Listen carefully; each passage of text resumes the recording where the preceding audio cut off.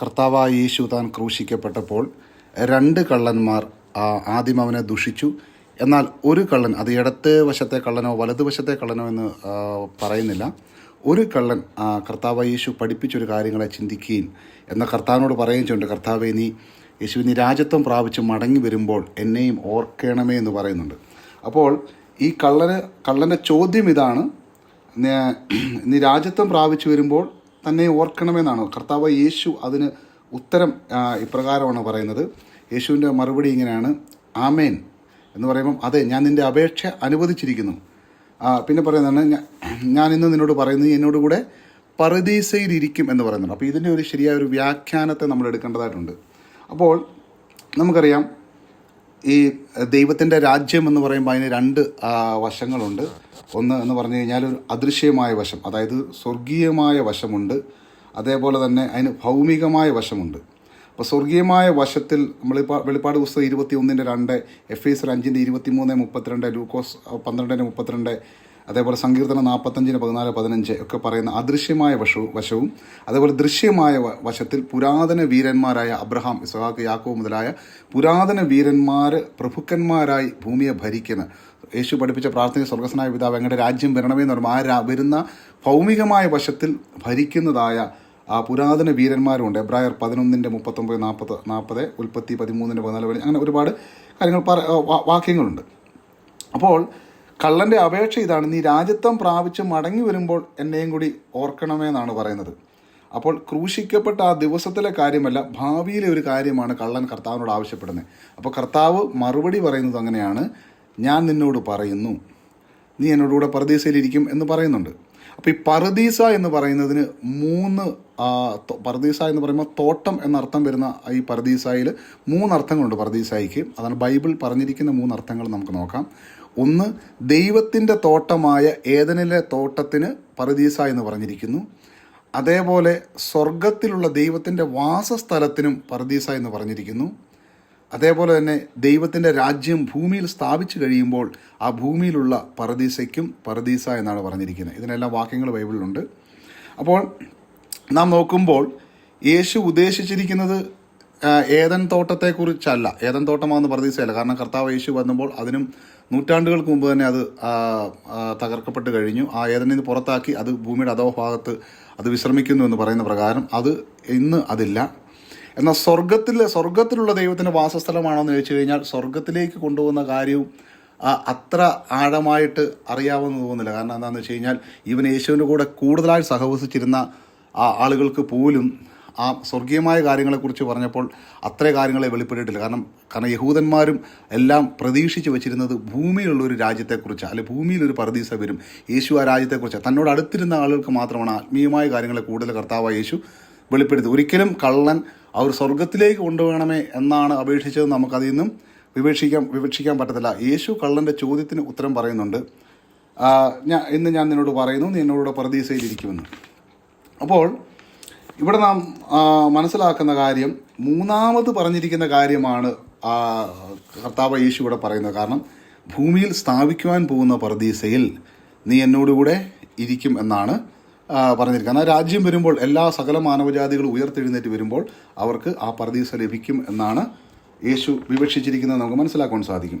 അപ്പോൾ യേശുവിൻ്റെ മടങ്ങി വരവിലാണ് ശരിക്കും പറഞ്ഞാൽ ഉയർത്തെഴുന്നേൽപ്പുള്ളത് നമുക്ക് മനസ്സിലാക്കാൻ സാധിക്കും. അപ്പോൾ ഇവിടെ കർത്താവ് യേശു പറയുന്ന 2 കാര്യങ്ങളുണ്ട്. ഒന്നെന്ന് പറഞ്ഞു കഴിഞ്ഞാൽ യേശു ഇപ്രകാരം പറഞ്ഞിരിക്കുന്നത്, ഒരു കോമ മാറിപ്പോയാൽ അല്ലെങ്കിൽ ഒരു സെമി കോളൻ മാറിപ്പോയാൽ തന്നെ അതിൻ്റെ വ്യത്യാസമുണ്ട്. യേശു ഇങ്ങനെയാണ് പറയുന്നത്, ഞാൻ നിന്നോട് പറയുന്നു, ഇന്ന് നീ എന്നോടുകൂടെ പറുദീസയിലിരിക്കും എന്നും പറയാം. എന്നാൽ ഈ കോമ ഇന്നിന് ശേഷമാണ് വരുന്നതെങ്കിൽ ഞാൻ നിന്നോട് പറയുന്നു ഇന്ന്, പിന്നെ പറയാണ് നീ എന്നോട് പറുദീസയിലിരിക്കും എന്ന് പറഞ്ഞാൽ രണ്ടും 2 അർത്ഥമായി മാറിപ്പോവുകയാണ്. അപ്പോൾ ഇവിടെ നമ്മൾ മനസ്സിലാക്കേണ്ട കാര്യം, ഇനി ആദ്യം പറഞ്ഞ ഭാഗം ഒന്ന് നമുക്ക് നോക്കാം. ഞാൻ നിന്നോട് പറയുന്നു, ഇന്ന് നീ എന്നോട് പറുദീസയിലിരിക്കുക. അന്നേ ദിവസം തന്നെ യേശുവിനോടുകൂടെ കള്ളൻ പറുദീസയിലിരിക്കുമെങ്കിൽ യേശു ശരിക്കും പറഞ്ഞു കഴിഞ്ഞാൽ ആ പറയുന്നത് ഒരു അസത്യമാണ് എന്ന് കാണുവാൻ സാധിക്കും. കാരണം എന്താണെന്ന് വെച്ച് കഴിഞ്ഞാൽ യേശു താൻ മരിച്ച അന്ന് തന്നെ താൻ പറുദീസയിൽ പോവുകയോ അല്ലെങ്കിൽ ദൈവത്തിനടുക്കൽ പോവുകയോ സ്വർഗത്തിൽ പോവുകയോ ദൈവരാജ്യം സ്ഥാപിച്ചിട്ടില്ല, അത് ഭാവിയിൽ സ്ഥാപിക്കാനുള്ളതാണ്. അപ്പോൾ ഒരിക്കലും സ്വർഗത്തിലേക്ക് പോയിട്ടില്ല എന്നുള്ളത് നമുക്ക് കാണുവാൻ സാധിക്കും. കാരണം ഞാൻ യോഹന്നാൻ്റെ സുവിശേഷത്തിൽ 17:27 ഇപ്രകാരം പറയുന്നുണ്ട്, ഞാൻ പിതാവിൻ്റെ അടുക്കൽ ഇതുവരേക്കും കയറിപ്പോയിട്ടില്ല എന്നാണ് പറഞ്ഞിരിക്കുന്നത്. അപ്പം പിതാവിൻ്റെ അടുക്കൽ കർത്താവ് യേശു താൻ കയറിപ്പോയിട്ടില്ല. അങ്ങനെ യോഹന്നാൻ 20:17 യേശു ഉയർത്ത് 40 ദിവസം കഴിയാതെ ഒരിക്കലും യേശുവിന് സ്വർഗത്തിൽ പിതാവിൻ്റെ അടുക്കിലേക്ക് കയറിപ്പോവാൻ പറ്റില്ല. അതുമാത്രമല്ല, യേശു താൻ മരിക്കുന്നതിന് മുമ്പ് 700 വർഷങ്ങൾക്ക് മുമ്പ് യെശയ്യാ പ്രവാചകൻ ഇപ്രകാരം എഴുതി, അവൻ തൻ്റെ പ്രാണനെ മരണത്തിന് ഒഴുക്കി കളയും. അപ്പോൾ യേശുവിൻ്റെ പ്രാണൻ മരണത്തിന് ഒഴുക്കി കളയുകയാണ്. പിന്നെ പറയുന്നത് എന്താണെന്ന് വെച്ച് കഴിഞ്ഞാൽ, ലൂക്കോസിൻ്റെ സുവിശേഷത്തിൻ്റെ 18-ാം അധ്യായം 31 മുതൽ 33 വരെ യേശു പറയുന്നുണ്ട്, മനുഷ്യപുത്രനെ അവർ കൊല്ലും, അതിനുശേഷം താൻ 3-ാം നാളെ ഉള്ളൂ എന്ന്. അപ്പോൾ മരിക്കുന്നതിൻ്റെ അവസ്ഥ എന്താണെന്നുള്ളത് 16 നൂറ്റാണ്ടുകളായിട്ട് യഹൂദന്മാർക്കറിയാം. കാരണം യഹൂദന്മാർക്കറിയാം മരിച്ചവർ ഒന്നും അറിയുന്നില്ല എന്ന് എബ്രായ തിരുവെഴുത്ത് പറയുന്നുണ്ട്. മരിച്ച ഒരാളുടെ ആത്മാവ് ബോധാവസ്ഥയിലായിരിക്കുന്നില്ല എന്നുള്ളത് വ്യക്തമായി ബൈബിൾ പഠിപ്പിക്കുന്ന കാര്യങ്ങളെല്ലാം യഹൂദന്മാർക്കും അറിയാം, യേശുവിനും അറിയാം. അപ്പം ആ മരിച്ച് കിടക്കുന്ന ആത്മാവ് പാതാളത്തിലേക്ക് ഇറങ്ങി സുവിശേഷം അറിയിച്ചു എന്ന് പത്രോസ് അപ്പോസ്തലൻ്റെ എഴുത്തുകളിൽ നിന്ന് ചില തെറ്റിദ്ധരിച്ചിട്ടുണ്ട്. കാരണം അത് ആ പത്രോസ് അപ്പോസ്തലൻ പറഞ്ഞിരിക്കുന്നത് നോഹയുടെ കാലത്ത് സംസാരിച്ചു എന്നാണ് പറഞ്ഞിരിക്കുന്നത്, നോഹയുടെ കാലത്ത്. അപ്പോൾ അതിവിടെ ഒരു മരിച്ചു കിടക്കുന്ന മനുഷ്യരോടല്ല പറഞ്ഞിരിക്കുന്നു എന്നുള്ളത് വ്യക്തമായ കാര്യമാണ്. അതേപോലെ മരിച്ചവർ നിദ്രയിലായിരിക്കുന്നുവെന്ന് അനേക വേദഭാഗങ്ങളും തെളിയിക്കുന്നുണ്ട്. യോഹന്നാൻ 11:11 മുതൽ 14 വരെ, 1 കൊരിന്ത്യർ 15:6 മരിച്ചവർ മരണനിദ്രയിലായിരിക്കും. അതേപോലെ യേശു പറയുന്നുണ്ട്, ഞാൻ പോയി നിങ്ങൾക്ക് സ്ഥലം ഒരുക്കിയാൽ ഞാൻ ഇരിക്കുന്നിടത്ത് നിങ്ങളെ പിന്നെയും വന്ന് ചേർത്ത് കൊള്ളും. അപ്പോൾ മരിച്ച് മരണനിദ്രയിലായി കിടക്കുന്നവർ യേശു മടങ്ങി വരുമ്പോൾ മാത്രമേ അവരെ ചേർക്കാൻ സാധിക്കുകയുള്ളൂ. അതുവരെ അവർ മരണനിദ്രയിലായിരിക്കും. അതേപോലെ യേശു പറഞ്ഞ കല്ലറകളുള്ള എല്ലാവരും മനുഷ്യപുത്രൻ്റെ ശബ്ദം കേട്ട് ഉയർത്തെഴുന്നേറ്റ് വരും. അപ്പം മരിച്ച് അടക്കപ്പെട്ട് ഉയർത്തെഴുന്നേൽക്കണമെങ്കിൽ അവർ മനുഷ്യപുത്രൻ്റെ ശബ്ദം കേട്ടെങ്കിൽ മാത്രമേ അവർ ഉയർത്തെഴുന്നേൽക്കുകയുള്ളൂ.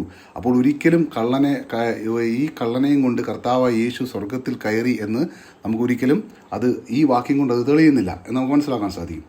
അതേപോലെ ഞാൻ മുമ്പേ പറഞ്ഞ പ്രകാരം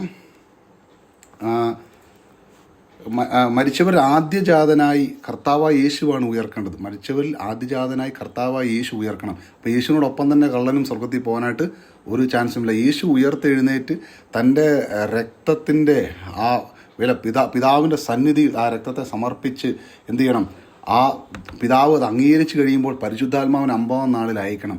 ഇതിനെല്ലാം ശേഷമാണ് ശരിക്കും പറഞ്ഞാൽ 50-ാം നാളിൽ പെന്തക്കോസ്തിന് ശേഷമാണ് ശരിക്കും പറഞ്ഞാൽ കർത്താവ് യേശുവിൻ്റെ സഭയ്ക്ക് അഭിഷേകം ലഭിക്കുന്നതും അവർ പരമവെളിയിലേക്ക്, അവൻ്റെ മണവാട്ടി സഭയിലേക്കുള്ള വെളിയിലേക്ക് അവർ ചേർക്കപ്പെടുന്നത് നമുക്ക് കാണുവാൻ സാധിക്കും. അതിന് മുമ്പായി യേശു തൻ്റെ ശിഷ്യന്മാർക്ക് കുറച്ച് അഡ്വാൻസായിട്ട് പരിശുദ്ധാത്മാവിനെ കൊടുത്തതായിട്ട് നമുക്കറിയാം. എന്നാൽ ശരിക്കും ഒഫീഷ്യലായി ശരിയായ രീതിയിൽ വരുന്നത് ആ പെന്തക്കോസ് നാളിലാണ് നമുക്ക് കാണുവാൻ സാധിക്കും.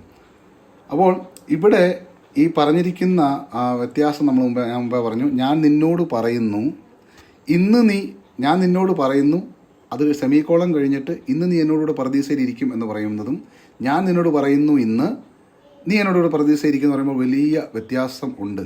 അപ്പോൾ യേശു ഇവിടെ ശരിയായ വിവക്ഷിതം, അതായത് ബൈബിളിലെ മറ്റ് ഉപദേശങ്ങളോട് തട്ടിച്ചു നോക്കുമ്പോൾ ശരിയായിരിക്കുന്നത് എന്താണെന്ന് വെച്ച് കഴിഞ്ഞാൽ ഈ പറഞ്ഞതാണ്, ഞാൻ നിന്നോട് പറയുന്നു ഇന്ന് നീ എന്നോട് പറുദീസയിലിരിക്കും. ഇന്ന് ഞാൻ നിന്നോട് പറയുകയാണ് നീ എന്നോട് പറുദീസയിലിരിക്കുന്ന, അല്ലെങ്കിൽ ഇന്നത്തെ ദിവസം നീ എന്നോട് പറുദീസയിലിരിക്കും എന്നല്ല യേശു പറഞ്ഞെന്നുള്ളത് വ്യക്തമായ കാര്യമാണ്. കാരണം ഈ ഗ്രീക്ക് മൂലഭാഷയിൽ നോക്കിക്കഴിഞ്ഞു കഴിഞ്ഞാൽ ഗ്രീക്ക് മൂലത്തിൽ കയ്യെഴുത്ത് പ്രതികളിലൊന്നും ഈ സെമിക്കോളനോ മറ്റ് ചിഹ്നങ്ങളോ ഒന്നും കാണുന്നില്ല. ക്രിസ്തുവർഷം 9-ാം നൂറ്റാണ്ടിൽ AD 900 ശരിക്കും പറഞ്ഞു കഴിഞ്ഞാൽ ഗ്രീക്ക് ഭാഷയിൽ ഈ ചിഹ്നങ്ങൾ കണ്ടുപിടിക്കുന്നത് തന്നെ. അപ്പം അതിനു മുമ്പ് എഴുതപ്പെട്ട ഈ എഴുത്തിൽ ഒരിക്കലും ഈ ചിഹ്നങ്ങളില്ല. അപ്പോൾ ഒരു കോമ മാറിപ്പോയി കഴിഞ്ഞാൽ അർത്ഥം മാറിപ്പോവും. അതുകൊണ്ട് ബൈബിൾ ആശയങ്ങളോട് യോജിക്കുന്നത് നമ്മൾക്ക് മനസ്സിലായി കഴിഞ്ഞാൽ ഈ കള്ളനോട് പറയുന്നത്, കള്ളൻ ചോദിക്കുന്ന ചോദ്യത്തിന് മറുപടി പറയുന്നത്, കള്ളൻ ചോദിക്കുന്ന കർത്താവ് നീ രാജ്യത്വം പ്രാപിച്ച് മടങ്ങി വരുമ്പോൾ, അത് യേശുവിൻ്റെ 2-ാം വരവില് എന്നെ ഓർക്കണമേ, ഞാൻ നിന്നോട് ഇന്ന് പറയുകയാണ് നീ തീർച്ചയായും ആ പറുദീസയിൽ ഉണ്ടായിരിക്കുമെന്ന്. കള്ളൻ മാത്രമല്ല മുഴുവൻ മാനവജാതിക്കും കർത്താവ് യേശു ക്രിസ്തുവിൻ്റെ അവൻ്റെ രക്തം നമ്മുടേതിന് മാത്രമല്ല സകലോലോകത്തിൻ്റെ പാവങ്ങൾക്ക് വേണ്ടിയാണ് എന്ന് അപ്പോസ്തലൻ പറഞ്ഞിരിക്കുന്ന പ്രകാരം കർത്താവ് യേശുവിനെ മണവാട്ടി സഭയ്ക്ക് മാത്രമല്ല മുഴുവൻ മാനവജാതിക്കും ആ ദൈവത്തിൻ്റെ രാജ്യത്തിൽ എഴുന്നേറ്റ് വരുവാനും ആ അനുഗ്രഹം പ്രാപിപ്പാനും ആ നീതിയിൽ നടക്കാനും ദൈവത്തിൻ്റെ ന്യായവിധികൾ ഭൂമിയിൽ നടക്കുമ്പോൾ ഭൂവാസികൾ നീതിയെ പഠിക്കും. അങ്ങനെ 1000 വർഷം അവരെ നടത്തുന്ന ആ ഒരു അനുഭവത്തിൽ കള്ളനും ഉയർത്തെഴുന്നേറ്റ് വരും എന്ന് നമുക്ക് കാണുവാൻ സാധിക്കും. അതുകൊണ്ട് ഇവിടെ പറയുന്ന പ്രകാരം ദൈവത്തിൻ്റെ രാജ്യം ഭൂമിയിൽ വരുമ്പോൾ ആ കള്ളൻ അന്ന് എഴുന്നേറ്റ് വരികയും ആ യേശുവിനോടൊത്ത് തന്നെ അനുഗ്രഹം പ്രാപിക്കാനുള്ള എല്ലാ ആ അവസരങ്ങളും ആ കള്ളന് ഉണ്ടാകുകയും ചെയ്യും. അതുകൊണ്ട് ആ ദൈവരാജ്യത്തിൽ ഭരിക്കുന്ന ഒരു കൂട്ടനുണ്ടായിരിക്കും. അത് ആ കർത്താവ് യേശുവിൻ്റെ മണവാട്ടി സഭയും അതേപോലെ തന്നെ പുരാതന വീരന്മാരും അബ്രഹാം, ഇസ്ഹാക്ക്, യാക്കോബ് മുതലായ പുരാതന വീരന്മാർ അവർ ഭൂമിയിലെ പ്രഭുക്കന്മാരായിരിക്കും. പ്രഭുക്കന്മാർ ഭൂമിയിൽ അധികാരം നടത്തും എന്ന് യെശയ്യാ 32 പറയുന്ന പ്രകാരം ആ നടത്തുമ്പോൾ പ്രജകളായിരിക്കാനുള്ള ഭാഗ്യം ഈ കള്ളനും അതേപോലെ തന്നെ ഭൂമിയിലെ സകല മനുഷ്യർക്കും അത് ഉണ്ടാകും. അങ്ങനെ അനുഗ്രഹിക്കപ്പെട്ട ഒരു ലോകത്തിൽ മുഴുവൻ ലോകത്തിൻ്റെ കണ്ണുനീരെല്ലാം തുടയ്ക്കുന്ന എല്ലാവരും അനുഗ്രഹം പ്രാപിക്കുന്ന ആ ഒരു രാജ്യത്തിൽ ഈ കള്ളനും അനുഗ്രഹം പ്രാപിപ്പാൻ ഇടയായിത്തീരും.